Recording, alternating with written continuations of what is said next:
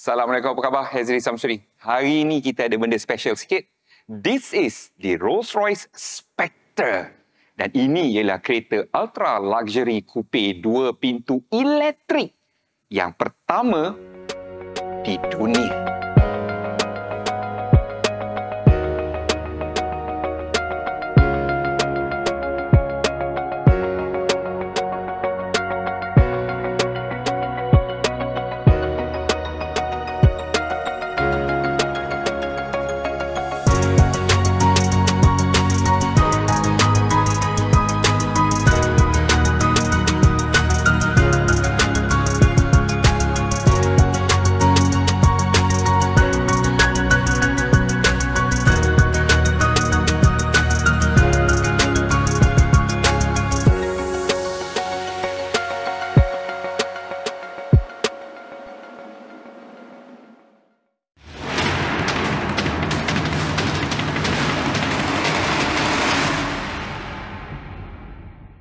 Rolls-Royce ialah sebuah syarikat automotif yang berusia 123 tahun dan ini ialah EV pertama mereka. Dan kerana dia Rolls-Royce, EV ni bukan calang-calang dan ini secara rasminya ialah Rolls-Royce paling favourite aku. Dahlah nama macam nama James Bond, bentuk dia drop dead gorgeous, dia penuh dengan benda-benda yang amazing lah. Dan kalau kau ada duit, this should be your next Rolls-Royce. Desain luar dia ni, ini ialah sebuah fastback coupe 2 pintu. Belakang dia melengkung cantik dan dalam gambar kau akan nampak dia kecil. Sebenarnya dia tak kecil. Ini ialah kerana design language Rolls-Royce itu sendiri. Ini antara benda yang mai tak tahu. Ketinggian bumbung sampai ke tanah ni mestilah 2 kali ganda tinggi tayar. Dan kerana itu, tayar ni kalau kita letak 2 bertingkat akan sama tinggi dengan bumbung. Berapa saiz roda alloy dia ni? Roda alloy dia ni, ini ialah kali pertama Rolls-Royce menggunakan roda alloy saiz ini untuk sebuah coupe selepas 100 tahun. The first time in 100 years, Rolls-Royce menggunakan saiz ini untuk sebuah coupe dia. Berapa saiz dia? 23 inci. Besar weh. Selain daripada roda alloy yang bapaklah besarnya, this is the widest grill paling lebar untuk Rolls-Royce. Dan bilah-bilah ni boleh ditutup untuk aerodinamik yang lebih bagus. Dan ada 22 lampu LED dekat belakang-belakang grill ni. So, bila malam, dia nampak mahal. Seperti biasa, Rolls-Royce mesti datang dengan Spirit of Ecstasy. Now, ada juga yang dulu, bila kita review Rolls-Royce ni, ada yang tanya, benda ni akan buat bunyi bising ke tidak? Tak. Untuk yang ini, memang definitely tak. Sebab Rolls-Royce menghabiskan masa selama 830 jam menguji benda ni dalam wind tunnel. Ini ialah sebuah patung yang senyap sunyi.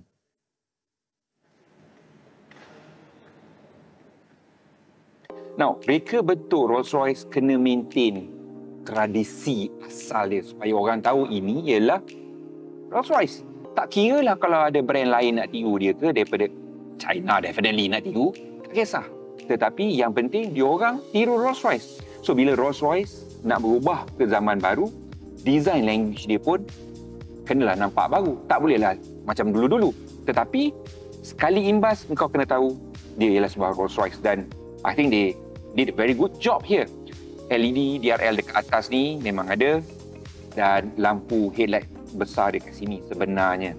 Okey, dan lampu ini walaupun kecil cukup cerah, dia boleh memancarkan cahaya sejauh 600 meter. So kalau kau drive belah malam, kau boleh nampak 600 meter ke hadapan. LED headlight. Untuk tayar, Rolls-Royce memilih Pirelli P0 untuk digunakan di sini.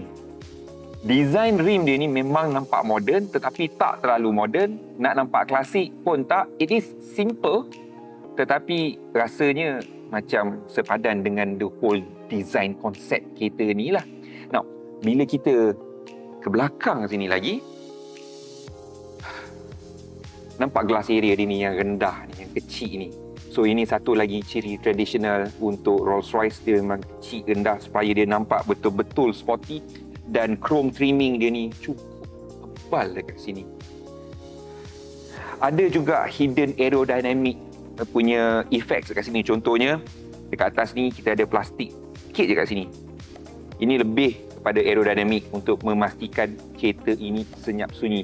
Dan memang betul pun, ini ialah Rolls-Royce yang paling senyap dalam production dia. Terlalu senyap sampai ke Rolls-Royce terpaksa tambah bunyi dekat kabin dalam supaya rasa real sedikit. Sebab kalau tidak, terlampau sunyi sampai dah rasa macam practical. So they added some noise into it.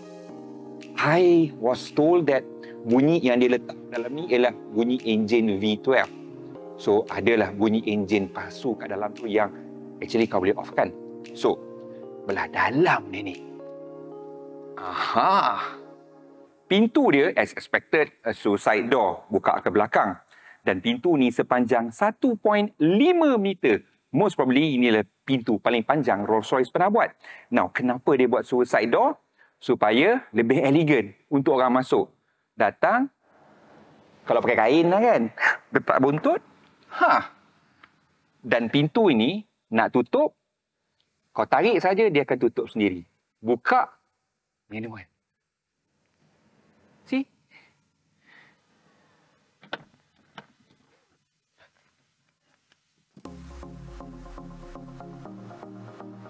Buka pun lah. Dia macam power assist.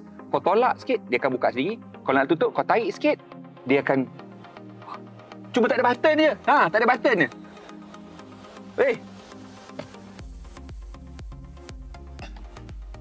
Spectre ni, dia tidak menggunakan platform yang khusus untuk EV. Bukan. Platform dia, apa yang dia panggil architecture of luxury, yang juga digunakan oleh Rolls-Royce Cullinan dan juga Rolls-Royce Phantom generasi ke-8. Now, bagusnya platform ini ialah dia memang direka daripada awal untuk dilengkapi dengan bateri EV. So, dekat mana bateri dia? Bateri dia ni memang diletakkan di dalam lantai ni lah. Dia sandwichkan dekat tengah sini macam EV-EV yang lain di mana bateri memang dekat bawah lantai ni. Cuma, special dekat sini ialah Rolls-Royce menggunakan bateri ni sebagai salah satu bahan kedap bunyi untuk memastikan bunyi daripada jalan, daripada tayar tak masuk ke dalam. It has to be one of the thickest and most probably heaviest and definitely most expensive sound deadening material ever. Sebab ini ialah barisan bateri-bateri lithium ion. Saiz dia 102 kWh seberat 700 kg. Walaupun platform ini dia dah kongsi dengan Cullinan dan Phantom, platform untuk Spectre ini 30% lebih kukuh, lebih rigid daripada yang dua orang. Sebabnya bateri. So itu satu lagi kegunaan bateri untuk Spectre. Bahan kedap bunyi dan bahan untuk mengukuhkan struktur platform kereta ni. Bijak Bistari betul lah engineer dia orang ni weh. Aku suka betul menatang ni. Jom kita cerita lagi.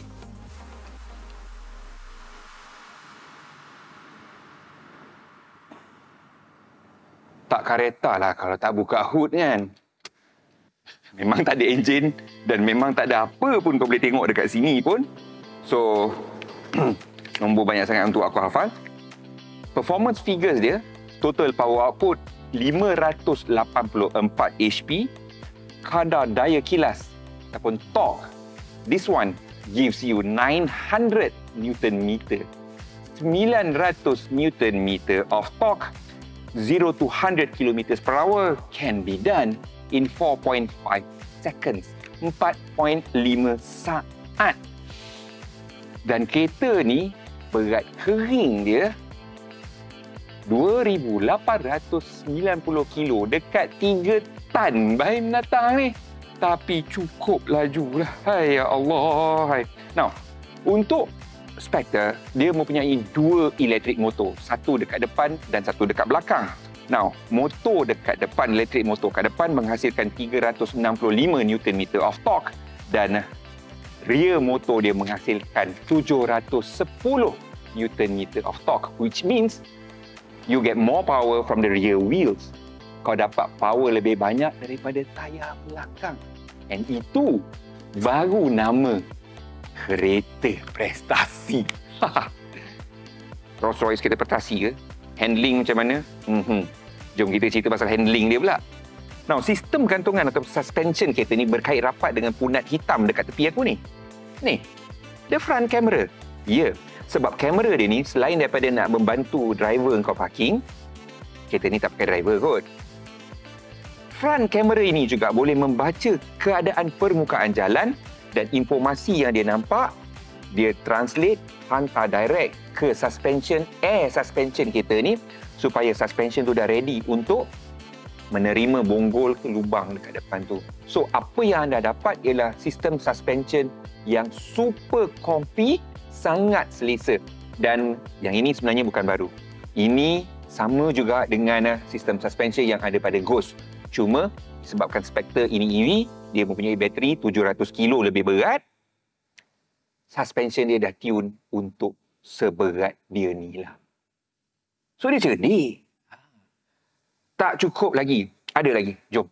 Nah, untuk sistem suspension berfungsi dengan baik semasa corner, supaya tak ada body roll, adalah beroling-oling, tumbang-ambing macam ikan paus nak beranak tu kan. Kau kena pasang anti-roll bar. Now, anti-roll bar ni, dia memang bagus masa corner. Tapi problem dengan anti-roll bar, on the straight line, kereta kau akan rasa jadi keras. So, apa yang Rolls-Royce buat ialah, bila jalan straight, roll bar dia tu, dia disengage. Dia buka. Tak bersambung dengan sistem suspension. Tapi bila nak corner, dia sambung balik supaya kereta ni tidak beroleng. How good is it? Aku tak pasti sebab aku tak bawa lagi kereta ni. Rolls-Royce baik, bagilah aku try start kereta ni nanti kan.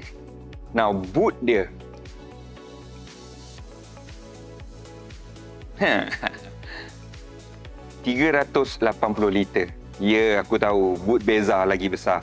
Tapi kau kena ingat, kita yang pakai Beza tak mampu. Ada kereta lain untuk follow kita bila balik kampung. Untuk orang yang pakai Rolls-Royce, hidup dia orang lain. Kalau dah pakai Rolls-Royce, tak muat letak barang, tak apa. Dekat belakang ada Range Rover ataupun paling busuk pun Velfire follow bawa beg-beg kau.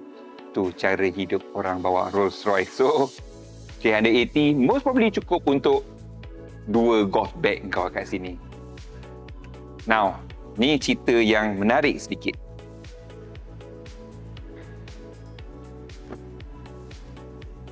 Oleh kerana dia ni EV, dia penuh dengan alatan elektronik dan juga operating system yang sangat berserabut hanya. Dan untuk itu, Rolls-Royce faham.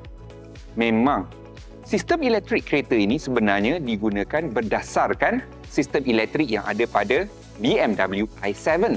Tetapi, dia stop dekat situ saja. Sebabnya ialah sistem komputer untuk Spectre ini dihasilkan oleh Rolls-Royce sahaja. Orang lain tak boleh pakai. Nah, untuk sistem elektronik, definitely dia ada contoh macamnya sensor ataupun sender receiver yang menghantar dan menerima maklumat modul-modul ini. Dan modul-modul ini dibuat menggunakan tangan, handmade. Dan ada berapa banyak modul ini?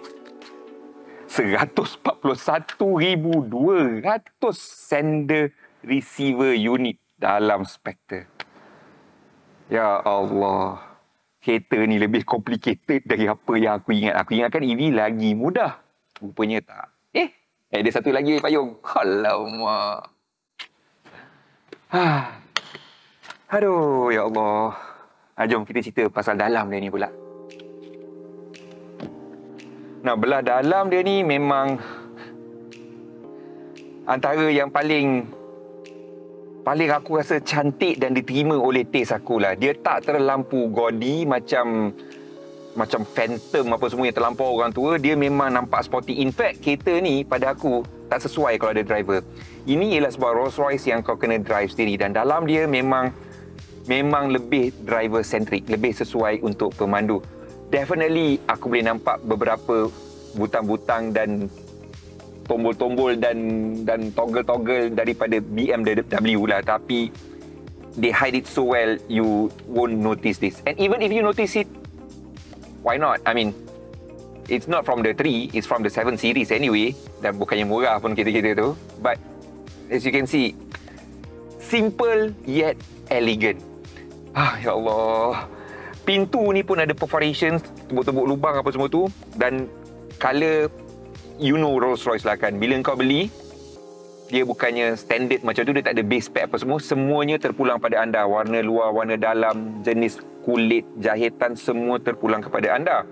Dan dekat atas ni, salah satu option yang sangat popular ialah lampu-lampu LED ala bintang ini. So yang ini kita boleh pilih cakrawala mana kita nak bentuk apa pun kita nak. Dan yang dalam ini ada lebih kurang 1344 lampu LED kecil ini yang ada.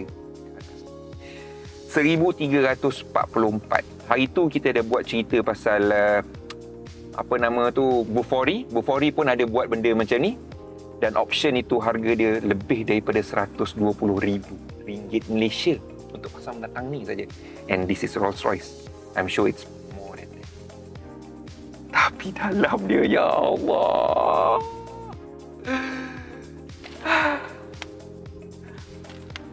Hai. Come, tunjuk ke kau. Now, ini ialah ciri-ciri tradisional Rolls Royce. Okay? Push-pull button untuk buka ni. Aircon punya vent ni. On off dia. Okay? Dan kemudian, ni. Suhu, temperature ni macam ni. Ini memang dia punya tradisi lah. Okay? Especially this one. Push-pull punya knob ni. Okay? Now, jam, kita tak tahu jam apa dia pakai sebab tak ada brand. Kau nak letak brand jam kau pun boleh. Kau tak nak letak brand ni pun boleh. Kau tak nak letak jam pun boleh because it's a Rolls Royce. You can ask for almost anything. What do we have inside this? Kau nampak ni? Ini pun besi. Aku pening tengok kereta ni. Cantik sangat. Aduh. Sayang nak pakai kereta ni kalau ada. Hei, ya Allah. Nah, tempat duduk belakang dia ni ialah antara yang paling luas untuk sebuah two-seater coupe yang pernah aku duduk. Ni tempat duduk aku tadi ke depan. See, I got about like what?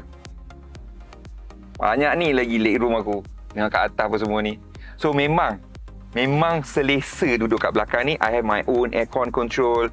And hell man, aku boleh turun ke tingkap ni sebenarnya. Holy shit. Kau nampak tu? Naik sengit macam tu pula. All those stylo betul datang ni. Woi. Ya Allah. Unfortunately, seat belakang ni nampaknya macam tak boleh adjust je ni. Boleh adjust ke? Tak boleh adjust je ni. Tak boleh adjust. Tapi macam aku cakap awal-awal tadi lah, ini ialah kereta untuk kau pakai bawa sendiri, bukan dengan driver. But let's say lah kau pemalas sangat, kau nak suruh pakai driver, I think seat depan ni kita boleh kedepankan lagi sikit.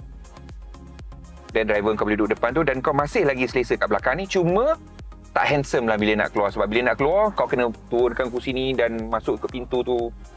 Tak stylo lah.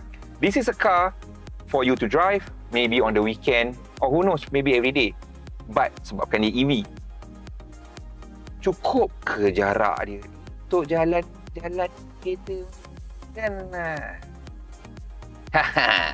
Kita cerita pasal elektrik dia pula, pasal fungsi-fungsi EV dia. Jom. Now, bateri 102 kW ini sebenarnya memberikan anda jarak gerak sejauh 530 km. 530 km mengikut kiraan WLTP. So, it should be enough untuk kebanyakan orang pun. Tetapi menurut Rolls-Royce, diorang dah kaji dulu sebelum buat EV. Untuk pengguna Rolls-Royce, kebanyakannya berjalan tak sampai 70 km sehari. So, 530 km is definitely more than enough. Now, charging dia ni pula, well, now dia punya charger, onboard charger 11 kilowatt ataupun 9.6 kilowatt. Tetapi anda ada option untuk home charger yang akan memberikan anda charging capacity sehingga 22 kilowatt per hour. So itu antara yang besar sebab selalunya EV ni paling kuat 11 kilowatt. So yang ni kalau dekat rumah, it can give you 22 kilowatt hour. So kalau kita guna DCFC, DC fast charging yang 195 kilowatt, 10 ke 80% in 34 minutes, dalam 34 minit. Tapi kalau kita guna yang charger dekat rumah tu, yang 22 kWh AC charging, 5 jam setengah baru penuh. Now, sebelum kita nak komplain, kereta ni harga dia berapa? Menurut kata Rolls-Royce Asia Pacific, kereta ini bermula dari harga RM2 juta tanpa cukai. Dan sebabkan dia EV, dia memang tak ada duty import, excess duty apa semua tak ada kecuali ada cukai jualan 10%. So ini mungkin menjadi Rolls-Royce paling murah silap-silap pun sebab tak ada cukai. Sebab dia EV.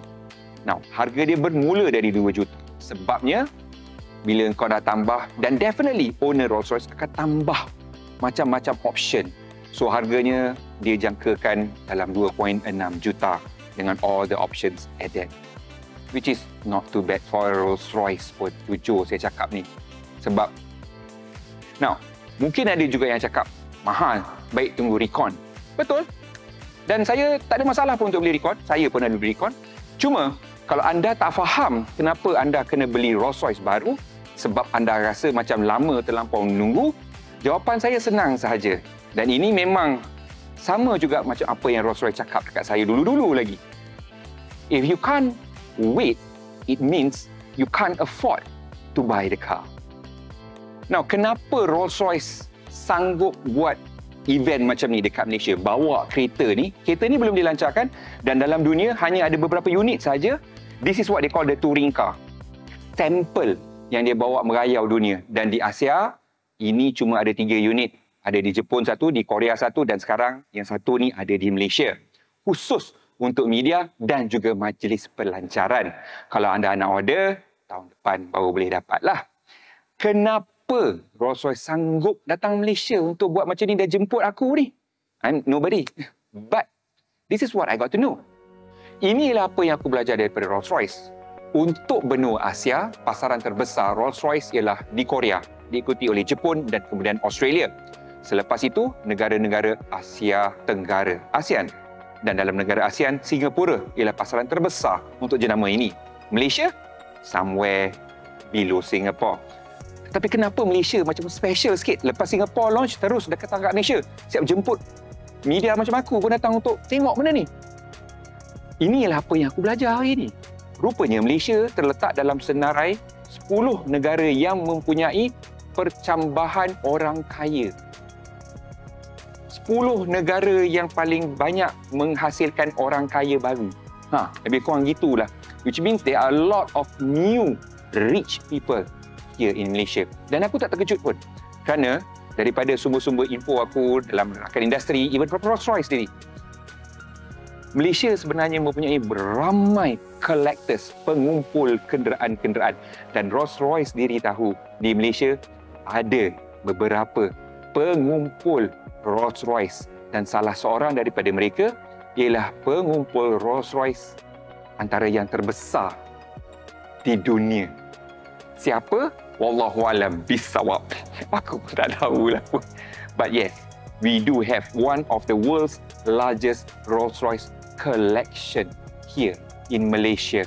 By who? Wallahualam bisawab. Kalau kau tahu, share lah dengan kita orang. Aku pun nak tahu. So, sekian saja daripada saya, Zain Mansuri. Terima kasih banyak-banyak kepada Rolls-Royce Asia Pacific dan kepada rakan saya, Encik Halim, PR Rolls-Royce, orang Brunei, kawan lama saya.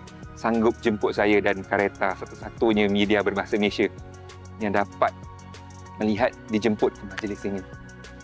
Sehingga kita ketemu lagi insya-Allah. Assalamualaikum. Dan kalau kau mampu beli kereta ni, tolonglah jemput kita orang. Aku pun nak naik kereta ni.